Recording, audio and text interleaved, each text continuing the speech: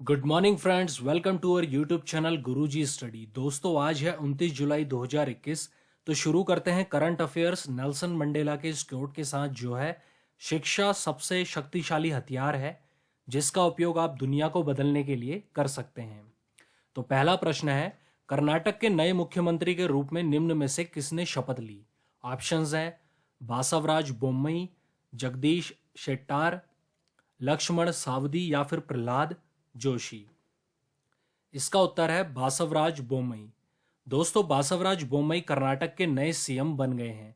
बासवराज बोम्मई का जन्म 28 जनवरी 1960 को हुबली में हुआ था। पूर्व मुख्यमंत्री एसआर बोम्मई के पुत्र बासवराज कर्नाटक में भाजपा के बड़े नेताओं में शुमार हैं। उन्होंने भूमाराद्दी college of engineering and technology से 1982 में बीई की डिग्री ली। वे कर्नाटक विधानसभा के 2004 से 2008 तक भी सदस्य रहे हैं। अगला प्रश्न है, गुजरात कैडर के किस वरिष्ठ आईपीएस अफसर को दिल्ली पुलिस का नया आयुक्त बनाया गया है? ऑप्शंस हैं मनु महाराज, चंद्रभूषण सिंह, राकेश अस्थाना या फिर अरविंद कुमार चौहान। इसका उत्तर है राकेश अस्थाना। गुजरात कैडर के वरिष्ठ आईपीएस ऑफिसर राकेश अस्थाना को दिल्ली पुलिस का नया आयुक्त बनाया गया है। अस्थाना गुजरात कैडर के 1984 बैच के वरिष्ठ आईपीएस हैं। राकेश अस्थाना ने झारखंड के नेतरहाट विद्यालय से पढ़ाई की है। 1984 बैच के आईपीएस अधिकारी राकेश अस्थाना ने मैट्रिक की परीक्षा पास करने के बाद रांची के सेंट जेवियर कॉलेज में पढ़ाई की थी। सीबीआई और बीएसएफ के महानिदेशक रहे राकेश की गिनती तेज तर्रार अधिकारियों में होती है। राकेश अस्थाना ने चारा घोटाला मामले में लालू यादव के खिलाफ चार्जशीट दाखिल की थी।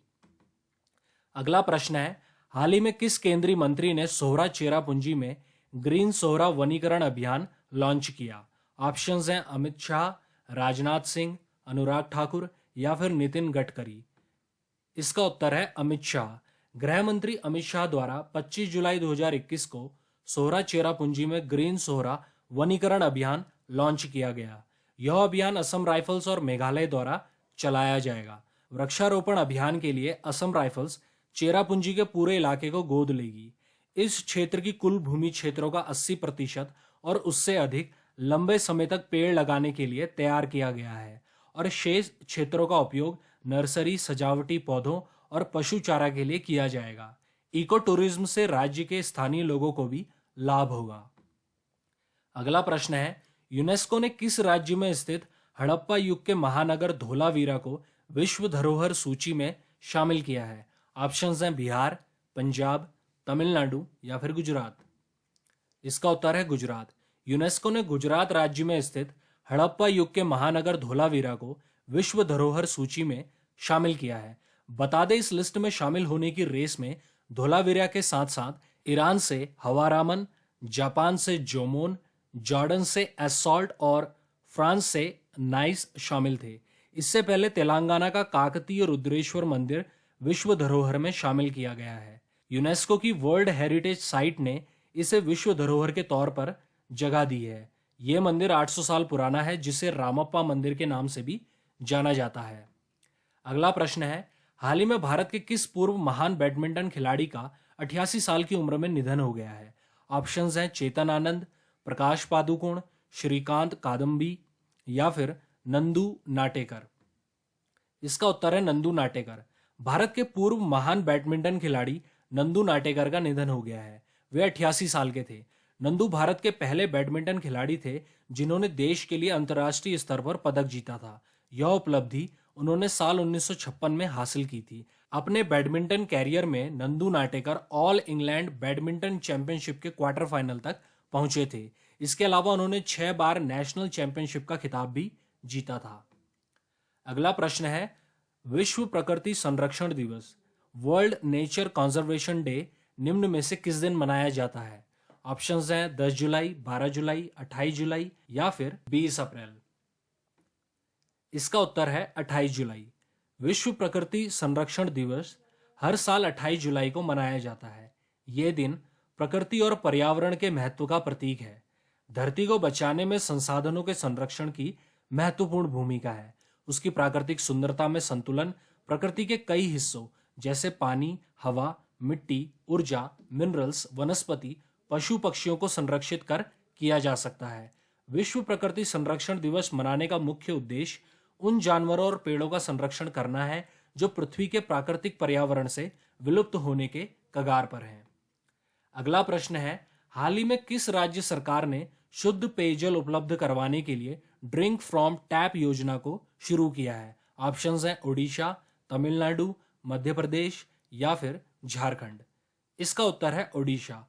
ओडिशा के मुख्यमंत्री नवीन पटनायक ने 26 जुलाई 2021 को ड्रिंक फ्रॉम टैप योजना का शुभारंभ किया है।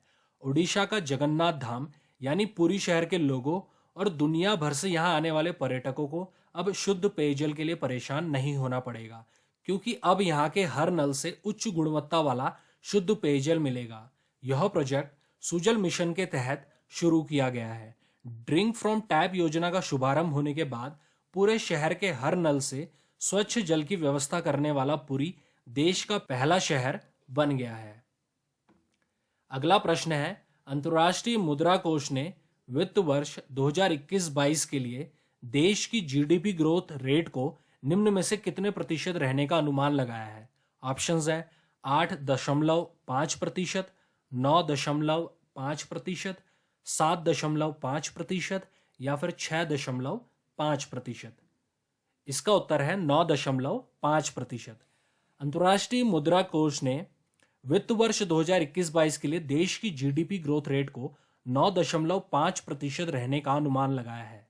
इसकी बड़ी वजह कोविड-19 की दूसरी लहर से देश की आर्थिक स्थिति पर बुरा प्रभाव पड़ना है। इससे पहले आईएमएफ ने चालू वित्त वर्ष में देश की आर्थिक वृद्धि दर 12.5% रहने का अनुमान जताया था। हालांकि अगले साल के लिए आईएमएफ ने देश की आर्थिक वृद्धि दर अनुमान को बढ़ाया है। अगला प्रश्न है, आईआईएसईआर कोलकाता के शोधकर्ताओं ने किस आईआईटी संस्थान के सहयोग से पीजो इलेक्ट्रिक आणविक क्रिस्टल विकसित किए हैं? ऑप्शंस है IIT Delhi, IIT Pune, IIT Kharagpur या फिर आईआईटी मद्रास। इसका उत्तर है आईआईटी खड़गपुर। भारतीय विज्ञान शिक्षा और अनुसंधान संस्थान आईआईएसईआर कोलकाता के शोधकर्ताओं ने हाल ही में आईआईटी खड़गपुर के सहयोग से पीजो इलेक्ट्रिक आणविक क्रिस्टल विकसित किए हैं, जो कि यांत्रिक प्रभाव से उत्पन्न विद्युत आवेशों के साथ अपने स्वयं के मशीनी नुकसान की मरम्मत कर सकते हैं। अगला प्रश्न है, निम्न में से किस राज्य सरकार ने हाल ही में माई गव मेरी सरकार पोर्टल लॉन्च किया है? ऑप्शंस हैं उत्तर प्रदेश सरकार, केरल सरकार, बिहार सरकार या फिर सिक्किम सरकार। इसका उत्तर है उत्तर प्रदेश सरकार। उत्तर प्रदेश सरकार की तरफ से मुख्यमंत्री योगी आदित्यनाथ ने हाल ही में माई गव मेरी सरकार पोर्टल लॉन्च किया है, जिसके द्वारा लोग सरकार को विभिन्न फीडबैक दे सकते हैं और यूपी सरकार उन्हें राज्य की विभिन्न योजनाओं की जानकारी भी दे सकती है। अगला प्रश्न है, निम्न में से किस देश की कोर्ट ने भगोड़े कारोबारी विजय माल्या को दिवालिया घोषित कर दिया है? ऑप्शंस हैं जापान, चीन, अमेरिका या फिर ब्रिटेन। इसका उत्तर है ब्रिटेन। ब्रिटेन की कोर्ट ने हाल ही में भगोड़े कारोबारी विजय माल्या को दिवालिया घोषित कर दिया है। ब्रिटेन की कोर्ट के इस फैसले के बाद भारतीय बैंक अब माल्या की दुनिया भर की संपत्तियों को आसानी से जब्त कर सकेंगे। ब्रिटेन कोर्ट में कानूनी फर्म एलएलटी एलएलपी और बैरिस्टर मार्सिया शेकर डेमियन ने सुनवाई के दौरान भारतीय बैंकों की ओर से पैरवी की है। अगला प्रश्न है, इनमें से किस देश के विदेश मंत्री एंटनी ब्लिंकन भारत के 2 दिवसीय दौरे पर आए हैं? ऑप्शंस हैं जापान, अमेरिका, ऑस्ट्रेलिया या फिर अफ्रीका। इसका उत्तर है अमेरिका। अमेरिका के विदेश मंत्री, America secretary of state Antony Blinken हाल ही में भारत के 2 दिवसीय दौरे पर आए हैं। वे 2 दिवसीय दौरे पर भारतीय विदेश मंत्री एस जयशंकर से मुलाकात करते हुए मीटिंग में भारत में मानवाधिकार और पेगासस जासूसी के मामले को उठाएंगे। यह उनका पहला भारत दौरा होगा। वहीं जुलाई में सत्ता में आने के बाद बाइडेन प्रशासन से किसी उच्च अधिकारी की यह दूसरी विजिट होगी। अगला प्रश्न है, अमेरिका के राष्ट्रपति जो बाइडेन ने किस देश में अमेरिकी युद्ध अभियानों को समाप्त करने की घोषणा की है?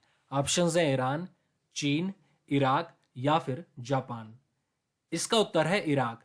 अमेरिका के राष्ट्रपति जो बाइडेन ने हाल ही में इराक के प्रधानमंत्री मुस्तफा अल कादिमी के साथ मिलकर इराक में 18 साल बाद अमेरिकी सेना के लड़ाकू मिशन को खत्म करने पर समझौता किया है, जिससे इराक में अमेरिकी युद्ध अभियानों को समाप्त करने की घोषणा की गई है। जो बाइडेन ने कहा है कि इराक के साथ अमेरिकी संबंध अब एक नए चरण में प्रवेश करेंगे।